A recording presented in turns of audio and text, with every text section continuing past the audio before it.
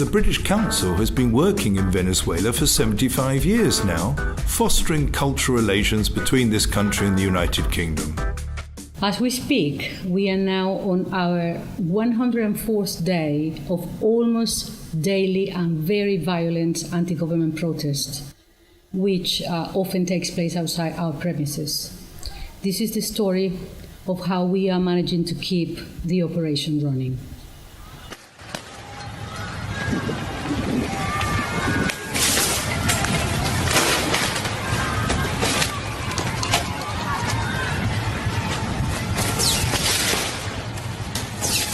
The British Council's office in Caracas lies on the boundary between the municipalities of Chacao and Libertador, and it is precisely this location which has caused problems in keeping the operation going.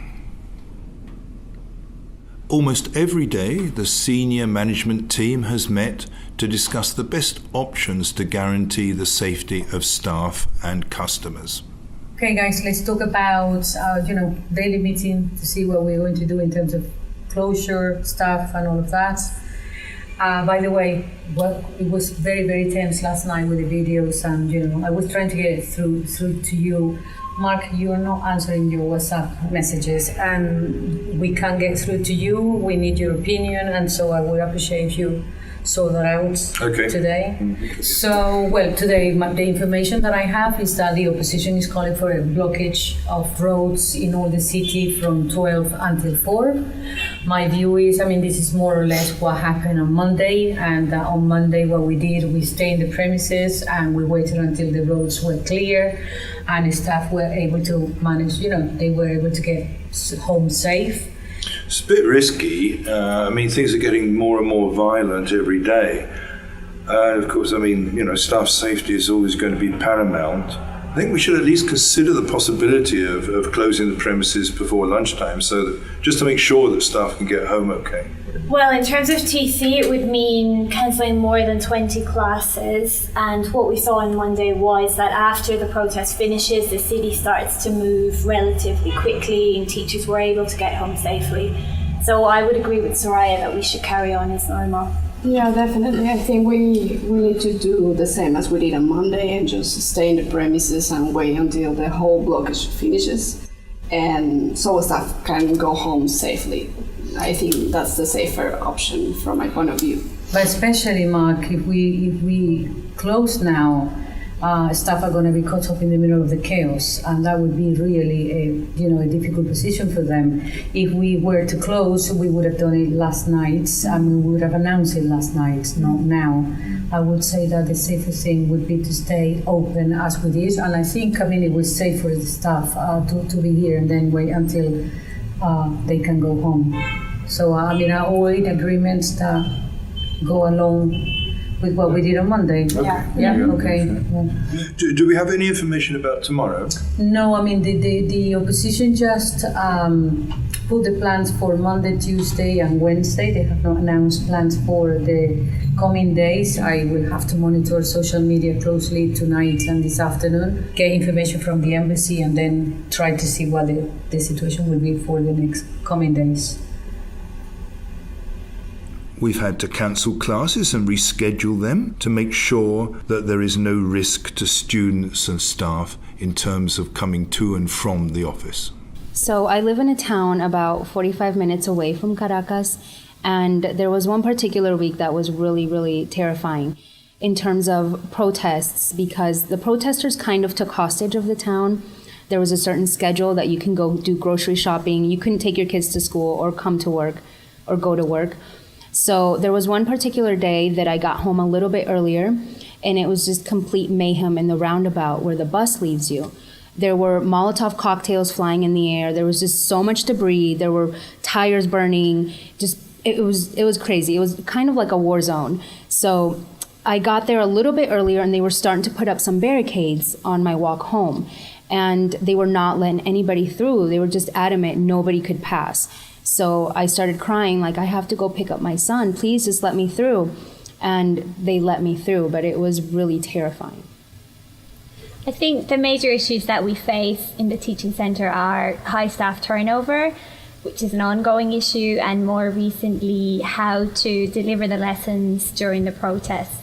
In terms of the high staff turnover, of course, all of our teachers are well qualified, they're fluent speakers of English, so it's relatively easy for them to find jobs abroad. And unfortunately, because of the security situation in the country, many of them are choosing to do so. In response to this, we've developed a really excellent mentoring program that supports and trains newly qualified teachers so that we're still able to provide high quality lessons. Obviously, the protests have been a major issue for the teaching centre, and it's been very difficult to keep operations going. In April and May, we had to cancel and reprogram more than 100 classes so that we were able to deliver students what we promised them. And we're also trying new and more flexible approaches, like sending students activities that they can do online so that they're able to continue learning even if they can't make it to the premises. The exams department has been facing the same kind of problems. Basically, in my own experience, because I live in a place that has been really, let's say, dangerous and active during these protests, for me it's been hard. Something that has helped me has been these schedule changings that have occurred lately. Trying to organize also the scheduling of the professional exams with the days that apparently there won't be any situations in the streets, because sometimes we know in advance when and where are going to be the protests. So I think that has been kind of a strategy, because before it was already scheduled like a preset of dates, but now it's more flexible. So far, we've been able to keep our operation going. We had only cancelled 2 UKVI sessions between April and May involving 3 candidates, and we had one major issue with an IELTS session where candidates and staff couldn't leave the premises immediately after the test because there were protests taking place outside the venue. What we are doing is that we try to adapt the way we do things to the situation that is going on in the country. We are now only doing speakings in the morning because we know that it is easier and safer for candidates and staff to come to our premises in the morning and then go home. We also have a backup plan. So for those candidates that can't make it to the speaking test, we're gonna offer them a different date so they can complete the whole test, because we know that there might be some issues with flights or streets being blocked by protests.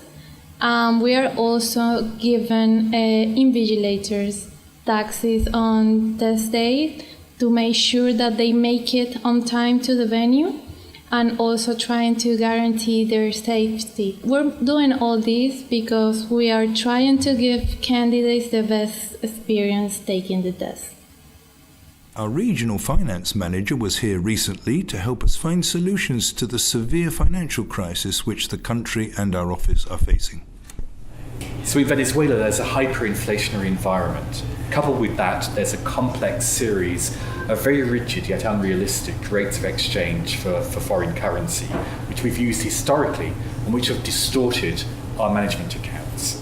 Essentially, we've been overvaluing our income and therefore our surpluses in our paid businesses. We've also been overstating the value of our grant operation. I've come here to Venezuela this week to help staff adopt a new strategy for measuring our financial performance according to a management assessed rate based on the informal rate of the local currency.